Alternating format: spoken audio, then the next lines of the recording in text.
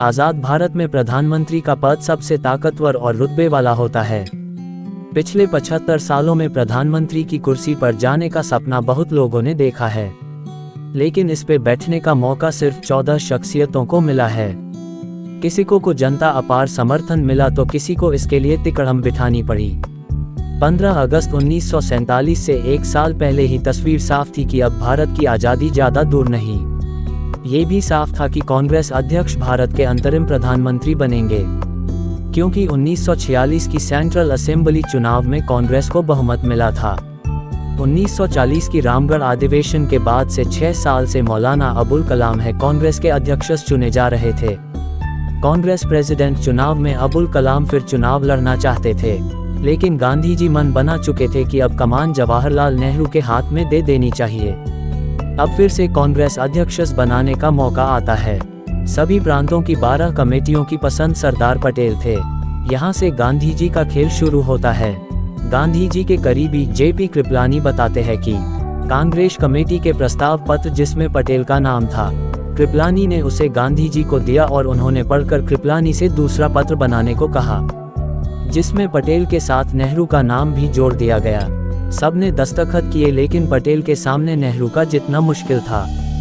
गांधी जी ने पटेल का नाम वापसी का पत्र बनवाया और से कृपलानी के द्वारा पटेल तक पहुंचाया। पटेल पढ़कर समझ गए कि गांधी जिद पर अड़ गए हैं और पटेल ने हस्ताक्षर कर दिए। इस तरह नेहरू निर्विरोध अध्यक्ष बने और भारत को पहला अंतरिम प्रधानमंत्री नेहरू के रूप में मिला।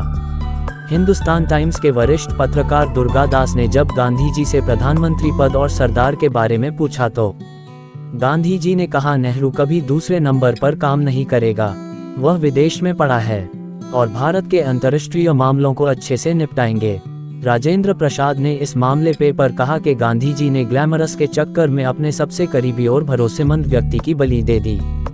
इस तरह जवाहरलाल ने 14 अगस्त 1947 को अपना फेमस भाषण ट्रिस्ट विद डेस्टिनी आधी रात 12 बजे दिया। 16 साल 286 दिन तक पीएम रहे। नेहरू ने उस समय के ब्रिटेन के पीएम चर्चिल से कहा था, हम तुमसे डरते नहीं है।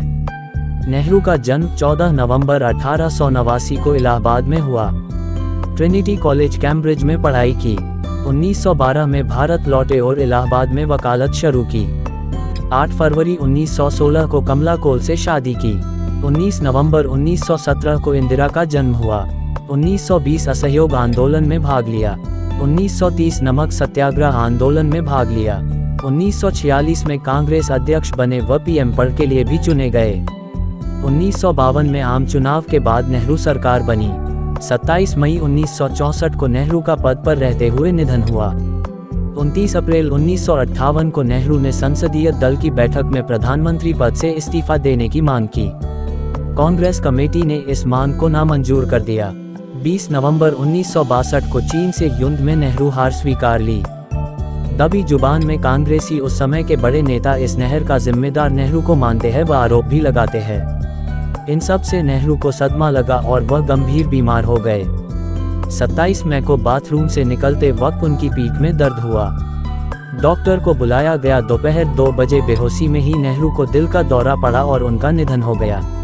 वसीयत में लिखा था, मेरी राख को हवाई जहाज से खेतों में उड़ा देना और मेरी 13वीं का और कोई भी व्यर्थ का कार्यक्रम नहीं करे। चैनल RJ35 को लाइक शेयर सब्सक्राइब करें।